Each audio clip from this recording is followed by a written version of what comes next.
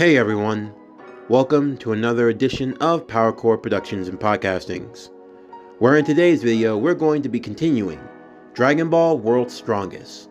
What if Wonder Woman was in Dragon Ball Part 8? As always, if you're new to the channel or if you're a regular and you like what we have to offer, then please don't forget to like, comment, subscribe, share, and hit that bell for post notifications so you can stay up to date on everything that is PowerCore Productions and Podcasting that's coming out now and in the future.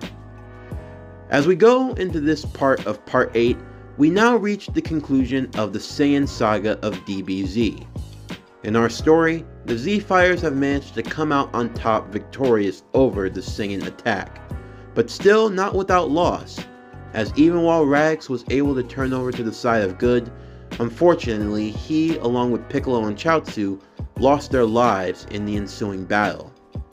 But still, not all hope is lost, as the Z-Fighters make a plan to race the Namek in an attempt to see if there is a way to bring those they've lost back to life.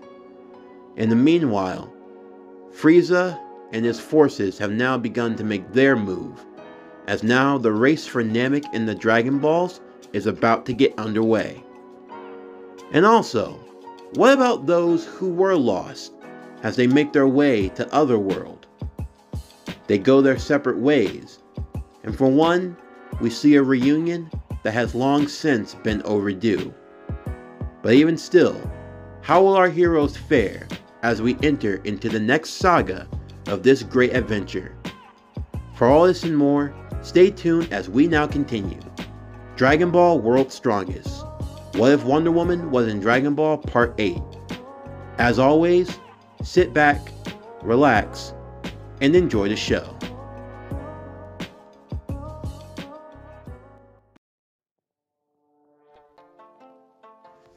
Goku, Diana, and Chi-Chi watched as Vegeta flew off into the stars. While they were grateful that the fight was over and they wanted to celebrate their victory, they knew it also came with loss. The loss of Piccolo, the loss of Raditz, the loss of Chaozu. And with the loss of Piccolo, that meant Kami and the use of the Dragon Balls.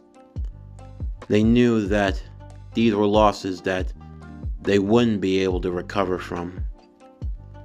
And even still, there was also the fact that they were pretty much out of energy. They had been beaten up to all hell, and they had no way of leaving this area. Goku was gonna call Flying Nimbus to carry them, though Bulma would arrive in her jet along with Master Roshi, the two of them gathering the fighters as well as the bodies of the fallen, and then they would take them to where they could recover in the hospital. Along to join them would be Tien, Yamcha, and Krillin, since Chi-Chi had carried them away once Diana had arrived before returning back to the battlefield. The 6 Z-Fighters were all recovering in their respective rooms. Everyone would join together briefly once they had the strength to, although Goku couldn't get out of bed and Diana, well, she was resting upright for the most part. For Chi-Chi, thanks to the DNA that she had had from that of the cheetah itself, you could say it gave her accelerated healing. Not to any miraculous degree, but she could heal pretty much any of her wounds in half the time, so a broken leg wasn't going to be too bad for the most part, although she would still have to recover a little bit. The group would discuss about what they should do moving forward, since the Dragon Balls were gone. But like in the original, Krillin would bring up what Vegeta and Nappa had been talking about Namek, and about how there were others who could make Dragon Balls as well. If what he said was true, and if they could find wherever this Namek was, maybe they could have Dragon Balls that they could use instead. Now filling everyone with some hope and optimism, Chi-Chi would ask if there was any way that they could even find Namek since they had no idea where it could be. They would all turn to Diana, and she would see if she could get a link psychically with King Kai. Thankfully, he was able to listen as his antennas were pointed in their direction. He was able to speak to the entire room, and he explained to them the history of Namek, and how Kami had actually been a descendant of the Namekians, the Namekian with no name that came to Earth. He would also be able to give them the coordinates for Namek and where it was. Not that they knew where Namek was, it was simply a matter of trying to get there. Just as in the original, they would use the available alien craft that they had on Earth. With Mr. Popo's help, Bulma would be able to get her hands on the ship that Kami came to Earth in.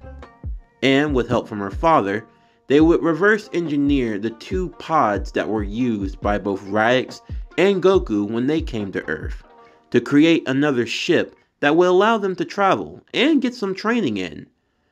Taking advice from Diana, it would even have gravity manipulation, although it would still be a prototype and only reach a certain limit. To be able to train in augmented gravity was still a benefit that they could use on their side. Of course, there was still going to be the matter of who was actually going to go to Namek, and that simply came down to which Z-Fighters were going to be healed up the fastest. And out of everyone, it was actually Krillin and Chi-Chi who were going to be the most ready to go. Krillin had suffered from a few broken bones and a little exhaustion, but with his almost superhuman healing, which even by human standards was great, although in the grand scheme of things was nothing much, for the most part he'd be ready to go, along with Chi-Chi, as she too was going to be the most completely healed and ready for the trip. Of course, Yamcha would have wanted to go, but he simply was suffering from the worst of it, and as he was on the weaker side of the Z-Fighters, his healing would take just a little bit longer. Tien would be fine for the most part, although since Chaozu had died, he felt that it was only right that he stay on Earth and watch after it in case anything were to happen. Yamcha, deciding that he should make the most of the situation as well, agreed that he would stay with Tien, but the two of them would ask that if they were going to be using gravity training while in space, maybe they could make a small place where they could train here on Earth. It didn't have to be anything major, but they didn't want to fall too far behind. Bulma and her father would agree to this recommendation, building a smaller gravity room here on Earth, near Capsule Corp. That way, Tien and Yamcha could get in some small gains of their own while they would be holding down the fort. While Bulma, Chi-Chi, and Krillin would leave as the first wave to Namek, Goku, Diana, and Gohan would actually make up the second wave, and they would follow behind as soon as they were healed up and ready to go. With help from Bulma, she would fly to the island of Themyscira, where Hippolyta would be waiting along with her grandson, Gohan, who had changed a lot in a year, getting a bit taller and decently stronger. His power level had increased in a significant manner, and it wasn't just his power level that had increased, but his skills with the sword and with other weaponry. Also, because Gohan didn't fight against the Saiyans, and Hippolyta was given preview to Gohan's latent Saiyan abilities, they made sure he went to sleep early before the moon came out. So this version of Gohan still had his tail. As Gohan was brought to the hospital along with Hippolyta, he would race over to his parents' side immediately, as he hadn't seen them in over a year and he missed them very much, and they too missed their son greatly. But just in 1 year's time, as they had made growth, they were able to see that Gohan had made growth as well. They were proud to see how far their son had come in just a year's time, and Hippolyta would praise Gohan, stating that out of everyone she had ever trained, she had never seen anyone more studious and more willing to learn. Gohan was definitely a compliment to both Diana and Goku in terms of his overall upbringing and his style. A compliment to them both and something that they should both be proud of. They would also be debriefed on everything that happened and what was going to be taking place.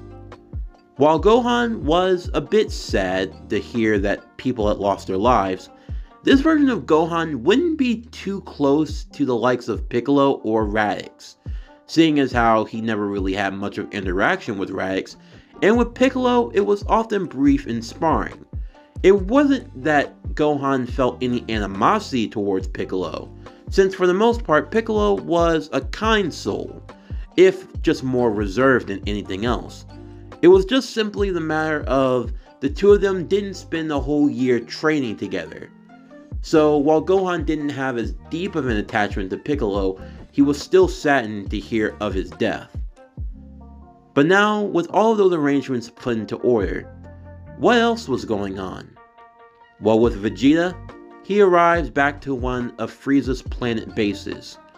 Battered and bruised, he was put into a healing tank immediately. Never before had he felt such shame and humiliation.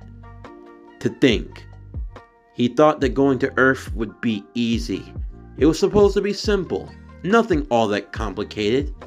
And yet he found himself in a dogfight of his life against Kakarot and his wife. And what was worse, they got the better of him. He cursed himself even further because looking back on it, he shouldn't have killed Nappa so hesitantly.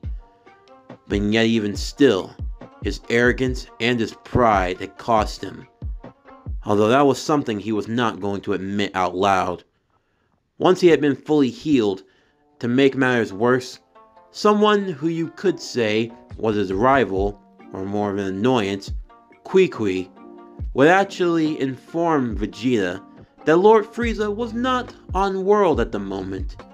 You see, he had been listening in through the scouters, and the mention of these Dragon Balls, as well as Namek, now that piqued his curiosity. And Lord Frieza, he had already made his way to the planet. Vegeta was now definitely worried. If Lord Frieza actually got his hands on the Dragon Balls, and if he actually obtained immortality, well, Vegeta's life would be set in stone. And that was one humiliation he was not going to deal with for the rest of his life. Vegeta would take a scouter and instantly set his sights towards Namek as well. If this was a race, it was one that he intended to win. In the meantime, back on Earth, the Z-Fighters would make their final preparations before going off to leave. Krillin, Chi-Chi, and Bulma were going to be leaving in Kami's ship. It would take them roughly one short Earth month to get to Namek. While on the way, Chi-Chi and Krillin would train up and get anything that they needed in before they would arrive on the planet. As for Goku and Diana, they would spend their time recovering back on Earth until Korin had new Senzu beans ready for them to use. Once they did so, the Sun family would make their way following close behind. What was going to take around a month for Bulma and for her team, it would only take around 6 or 7 days max for Goku and his family. They would see them off and wish them good luck, as the three would make their way into the stars, as they too set their sights on the planet known as Namek.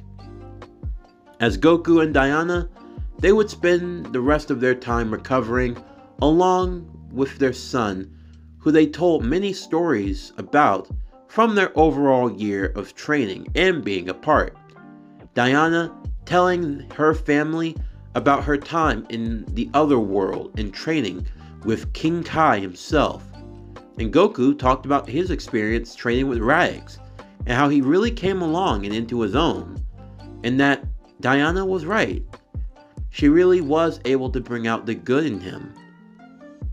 As everything was now being put into motion, as the next part in our saga was underway. Meanwhile, in Otherworld, our focus would turn to two fighters in particular. One being Piccolo, and the other one being Raditz. The both of them stood before the desk of King Yima as he looked down upon them. judging them based off of their actions in their previous life to determine where they'd be going next. Seeing as how Piccolo, this being Piccolo Jr., hadn't caused any real trouble in his new life that he had been given since being reborn from King Piccolo, and he had fought dying to defend the Earth, it was only natural that he'd be given a pass and allowed to move on to the nicer parts of the afterlife, although Piccolo already knew where he wanted to go, wherever it was that Diana had gone. "So, you want to travel down Snake Way too? Well, I think you've done enough to qualify. Although I'm giving you the same warning I gave her. If you fall off the path and through the clouds, you'll end up in the home for infinite losers. And I'll tell you, if you land down there, I'm not pulling you out." I don't need you to tell me that. "And then there's you, Radix. Well, you're a bit all over the place. A little good here, a little bad there. But your sacrifice was noble enough. So, what am I to do with you?" "Perhaps I may have a suggestion." The two would turn, Piccolo being surprised to see that his other half was here. "Who are you? Another Namekian?" "You could say. I am the guardian of Earth, Kami. I see you've already been acquainted with my other half." Your other half?" "It's complicated, don't worry about it. What are you doing here, Kami?" "Oh, I am only here for one of you."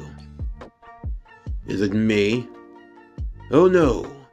You have your own desires to travel down Snake Way and meet with King Kai, do you not? Well, I have no intention on stopping you." Good. So I take it you're here for the Saiyan then?" "Indeed I am." "Radix, was it?" "Yes, that's me." "What do you want?" "You will be going somewhere different." "Where to exactly?" "A special place. It's known as the Garden. It's a beautiful sanctuary, a place where the spirits can intermingle. There are two there that specifically want to see you." "Two?